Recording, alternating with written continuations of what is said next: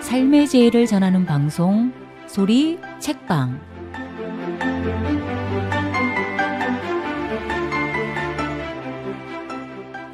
안녕하세요. 은혜 가득 임혜수입니다. 오늘도 경계를 알아차리고 없건만은 있어지는 마음에 정을 세워봅니다. 지인께서 경계가 은혜라고 말씀해 주셨는데요. 저에게는 너무나 멀고도 먼 말씀인 듯 합니다.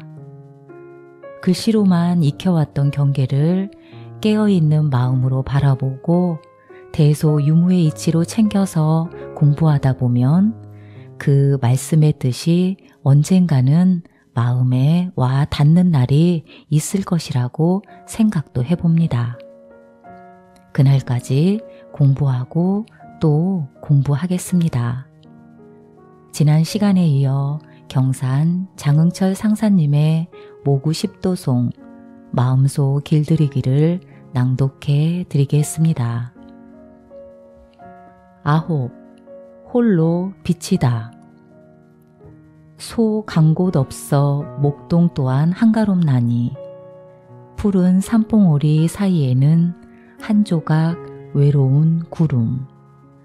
밝은 달 아래 손뼉치고 노래하니 고향길엔 아직도 한 관문 남았어라. 독조, 이는 홀로 비친다는 뜻입니다.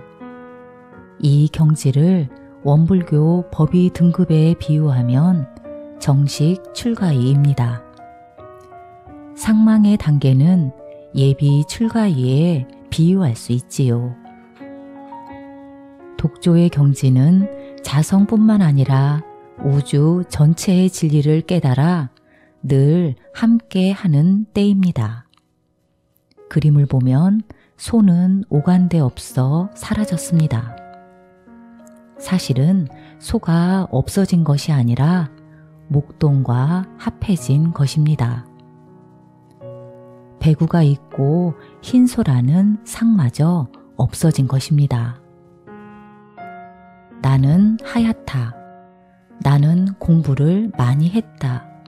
나는 상만 공부를 했다는 상이 없어져 마음의 스승인 목동과 합해진 것입니다. 한 살이 된 것입니다. 목동과 후구는 여러 과정을 겪어서 이렇게 합해졌습니다. 이를 대각했다라고 합니다. 이 경지에 이르면 대소유무의 이치를 확실히 깨달아서 자성의 원리뿐만 아니라 우주의 모든 이치를 모두 다 꿰뚫어 볼 수 있습니다. 그래서 이 사람은 자성광명, 일원 광명으로 삽니다. 이 사람은 능히 종교를 펼 만한 자격이 있습니다. 이문 단계는 종주는 될지언정 새로운 종교를 만들 만한 자격은 없습니다. 즉, 항마한 사람은 진리를 깨달아 시대의 인심을 보아 교리를 짜서 내놓을 수가 없습니다. 제가 아는 분이 세상에 이름난 종교의 교주를 만나 대를 누가 잇는가 라고 물으니 아들이 잇는다고 대답하더라는 이야기를 전해 주었습니다. 이 말을 듣고 저는 틀렸다는 생각이 들었습니다. 앞으로는 민주 세상이 되고 지자 본위 시대가 되므로 누가 되든 지자가 대를 잇는다고 해야 맞습니다. 과거 세상 같으면 아들이 잇는다고 해도 가능하지만 그분은 지금 때를 잘 모른다는 생각을 했습니다. 그분은 출가 도인은 아닌 것입니다.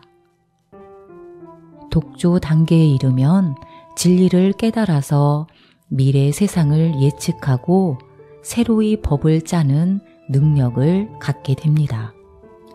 원불교는 처음부터 남녀를 차별하지 않았습니다.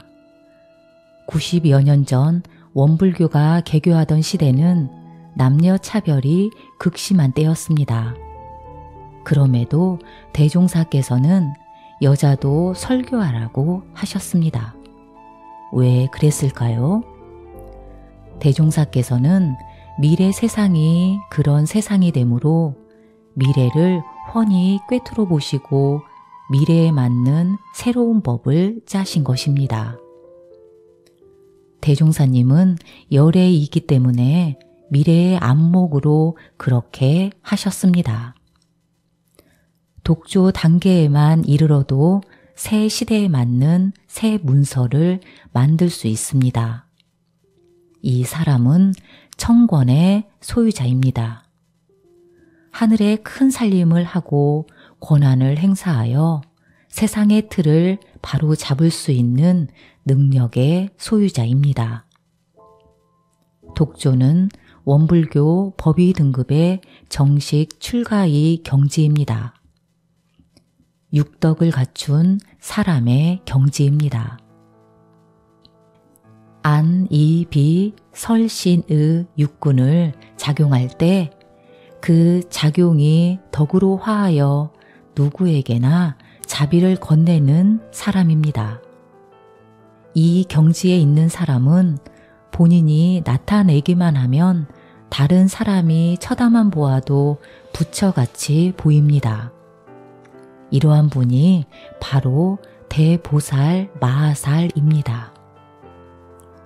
제가 신도 안에 있을 때 대산종사께서 조그마한 산을 가리키며 저기 올라가면 항마위이고 계룡산 맨 위에 큰 산에 오르면 출가위이다 라고 하셨습니다.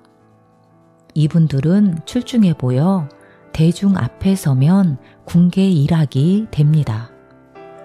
닭이 많은 가운데 학 한 마리가 서 있는 것처럼 보입니다. 스스로 나타내 보이면 그렇고 감추면 아무도 알아보지 못합니다. 금강경에서 설명하는 공부의 최고 단계는 아라한입니다. 아라한의 경지는 무쟁삼매입니다.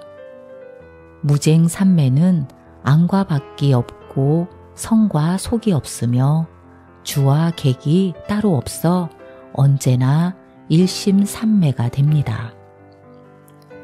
보통의 공부인에게는 공부심이 있어 이 공부심이 잡된 마음을 제거하곤 합니다. 이때는 주와 객이 구분되어 다투며 공부합니다. 무쟁삼매는 주와 객이 따로 없기 때문에 오직 일심뿐입니다. 독조의 단계가 바로 무쟁삼매입니다. 그런데 이 단계도 아직 한 관문이 남아 있습니다. 그것은 아직도 밝다는 흔적, 위대하다는 흔적, 즉 상이 남아 있을 수 있다는 것입니다. 그래서 고향길엔 아직도 한 관문이 남아 있다고 했습니다. 우리는 이 한 관문을 반드시 넘어서야 합니다.